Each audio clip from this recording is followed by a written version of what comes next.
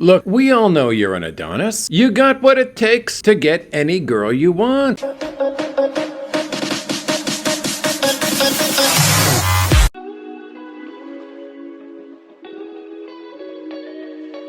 At least that's what your mom tells you. Now, the problemo here is that in the West, the girls don't want you. They ain't interested. They think you stink. But hey, you are just like any other guy. You're wanting female companionship in your life, because it's better than being alone. Now, how long this female companion is allowed to stay with you in your life, really, it depends on how good of a girlfriend she is. You have control. And you come to the Philippines and guess what? You got a girl who is actually really good and actually interested in you. She respects you and you respect her. Now, that is the best circumstance. But let's talk about what happens more often than not here, folks. Worst case is you are used as a money machine, okay? Now that's worst case. And I've seen this. Now you gotta realize that this guy who is being used might be a money machine. It might be you, the guy who's listening right now. But what is the guy, okay, this money machine dude, what is he getting in return? Look, I mean, the guy is not a slave. He's got freedom. He could take off whenever he wants, but he stays with this girl, even though he's a money machine. Listen, it's because he's getting something in return. Something that he wants. The world operates on a give and receive system. It's like I give Starbucks 150 pesos because I receive a coffee that's to my liking. Give and receive. This is why beggars will always be beggars, because they never want to give, okay? They only want to receive. They're not working within the laws of nature. If these beggars want to work their way out of poverty, they need to learn how to give, okay? But in regard to Starbucks, if I don't like their coffee, do I complain about their coffee or do I just go to another coffee shop? It's no different with a relationship. Both parties give and receive. So if you meet a girl online and she asks you for money, if you are giving money to that long distance girlfriend on the other side of the planet, you're giving because you are receiving something in return, whatever it happens to be, even if it's short-term happiness. Now, if the girl is saying, I love you and promising you the world, and you're giving based on that, even though it's a lie, then even though she means it as a lie, then you've been swindled, okay? But that's perfectly fine. Being swindled is perfectly fine, gentlemen, because if it's that easy to swindle you, then if she didn't swindle you, somebody else would have. I mean, you have to have control of your money. You have to learn how to have control. You have to control your emotions. You have to think in terms of reality. In reality, you got caught up in your emotions and you took a hit based on if the girl had the wrong intentions. But that's okay, because we all learn from our mistakes. I mean, in the heat of the moment, the climax of that online relationship, the girl asks you for money. Now, there's no person on planet Earth who is going to convince you at that moment to not send her the money. You have to make that mistake and learn from it. But that is what they call the dating scam. But you got to look at it from the other perspective, folks. It is a learning experience.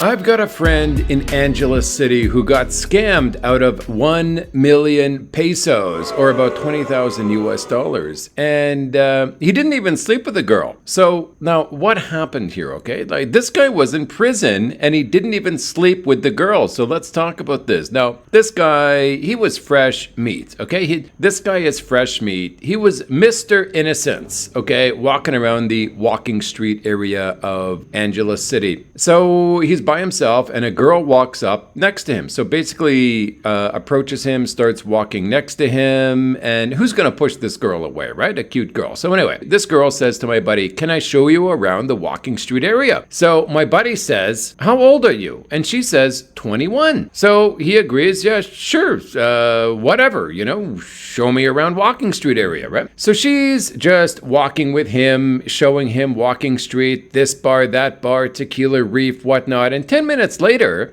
Okay, they are walking at the Phillies bar side of Walking Street, but they're walking on Walking Street, walking toward Phillies bar. Okay, and right there on Walking Street, just as they're about to exit Walking Street, the police confront my buddy. They say, "What are you doing in the company of a minor?" Okay, that's the quote of what the police said. And at this time, the girl's just standing there watching what's going on. And I mean, the girl was in on it. Now, he says that, well, this girl's 21. And the police asked for the girl's ID, and it says that she is 17.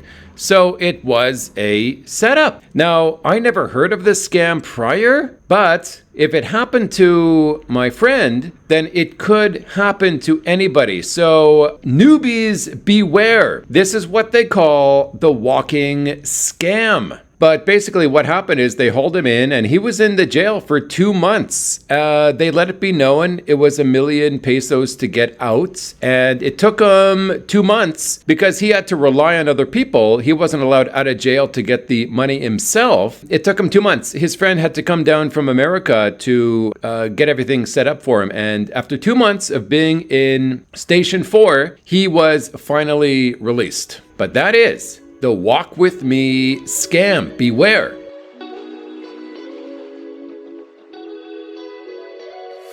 Now the underage scam. Okay, now you gotta understand here, folks. A lot of guys are into young babes, but how can you tell from looking at a girl if she's 18, 17, 19, 20? You can't really tell, okay? You need the ID. Now listen, folks. There are some pervs out there who like younger girls. You know, the guy's 65, the girl's 18. Look, I mean, as long as the girl's 18, you know, they can do what they want to do, right? But sometimes the girl is 17. And what are you supposed to do? Of course, you ask to check her ID. I mean, you want to be on the safe side, right? Now, many guys, they don't want to ask out of just being polite. You know, you're enjoying the conversation. It's hard to interject with, "Hey, do you mind showing me your ID?" It's kind of like saying, you know, "I don't believe you." But let's say that they do ask for ID. So the guy asks for ID and the girl shows her ID. But is it her ID or her sister's ID? Or the girl has a fake ID, which is not hard to get done for 500 pesos. I mean, it only takes Photoshop and a lamination machine to make a fake ID that will trick a foreigner. I mean, a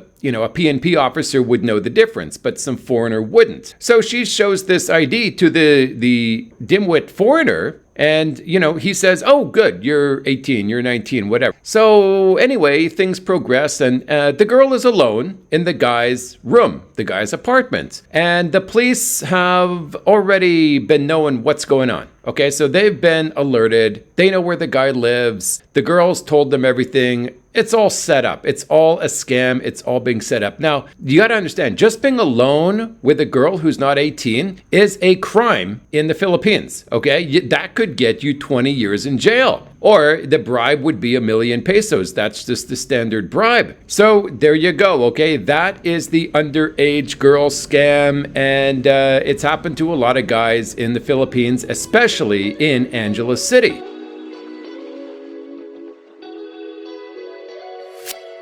Now, you're in a tourist area like Bohol. You are wandering around, minding your own beeswax, folks. Then a guy pulls up in a tuk-tuk and he says, "Hey, Joe, let me show you around. It'll only be 100 pesos. So you think, "Dang, cuz, 100 pesos? So you hop into the guy's tuk-tuk. He drives you around the area from place to place. And you got to realize, like, every place you go, there's an entry fee to wherever you go. $10 here, $10 there. This guy is getting kickbacks at each place that he brings you. Then at the end, he says, "Well, are you going to tip me, 100 pesos, 500 pesos for gas money?" Remember, at the beginning, it was, "I will show you the area for 100 pesos. By the end, you realize you've spent like 6,000 pesos. Then he's saying, "Give me a tip." So basically, let's just sum it up here, folks. Don't say I didn't warn you. Don't fall for the fake tour guide scam.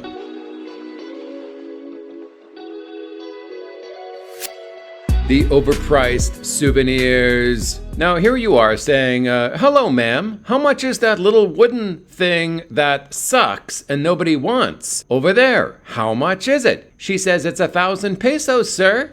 And you say, wow, it's only 20 bucks. Because in your mind, you have not yet adjusted to the Philippines. You say, ma'am, I'll give you 900 pesos for it. She says, yeah, sure. Dummy. In her mind, she's thinking dummy, but she doesn't say dummy. Now you get home to America with your, useless wooden thing, and the woman who sold it to you just buys 10 more from her neighbor for 30 pesos each. Remember, you bought it for 900 pesos. She's buying it for 30 pesos, which is about 60 cents. She talks to her neighbor about the foreigner, the stupid foreigner tourist, and they get a big laugh over how she's selling these things for 900 pesos. So she buys more of these wooden things from her neighbor, and she finds another foreigner the next day. This foreigner passes her by, and she says, sir, would you like to buy one of my wooden things? And he says, no thanks, that's okay. She says, I give you good price. He says, yeah, no, it's okay, I don't need that. The woman says, well, many tourists are buying this wooden thing. And he says, okay, well, good for them, but I don't need it. And so the woman seller, she's a bit disappointed. She likes it when the foreigners are easy to rip off, easy targets. Stupid, basically. So this lady goes back to the neighbor and she's complaining. She says, these stupid foreigners, nobody wants my wooden thing. But the woman who makes the wooden things is very, very wise. She says, look, your daughter is pretty and she has a great pair of breasts. Why don't you just ask her to go to Angeles City? And the sales lady is a strong, an independent woman. So she says, no, I will sell these wooden things and I will send my daughter to university. After she graduates, she'll take care of the fam. Now the neighbor lady says, well, with no money, okay, if you're not selling these wooden things, how are you going to pay for your daughter's tuition for her to be independent? She says, we will pray and find a way. So she prays, but she doesn't find a way. So the woman's daughter realizes she got to hop on a plane to Angeles in order to send money back to mama and the fam. And I'm sure things will look up for the family very soon. I am confident. But that is the overpriced souvenirs scam. You can't be ripping off the tourists, folks. If you just sell to the tourists some quality item at a decent price, you're going to keep getting quality customers. Don't think about ripping them off because you're going to kill the golden goose.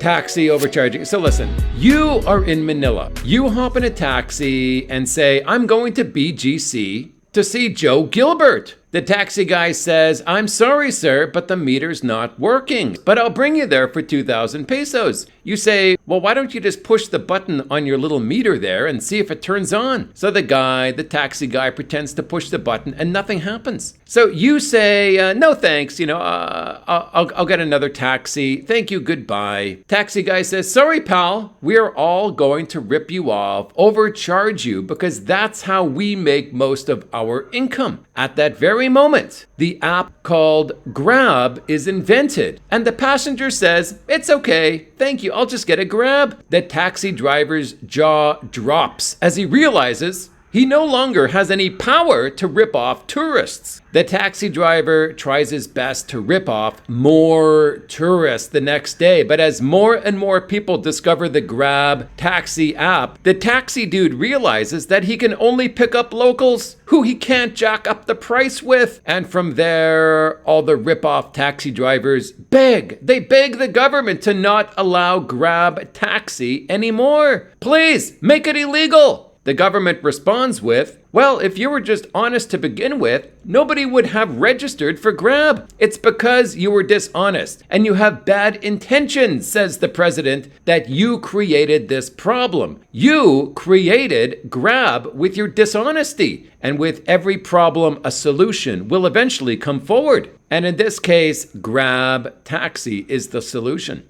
So you had the chance, taxi drivers, to give honest, good service and hope for a tip if your service was good. But those days are over, taxi drivers, because you were insistent on being greedy and dishonest. Even though we are a Catholic nation, we should not do this. You insisted, and now those days are over. I'm sorry to tell you, Grab will resume business so that people, tourists, foreigners can feel safe in the Philippines.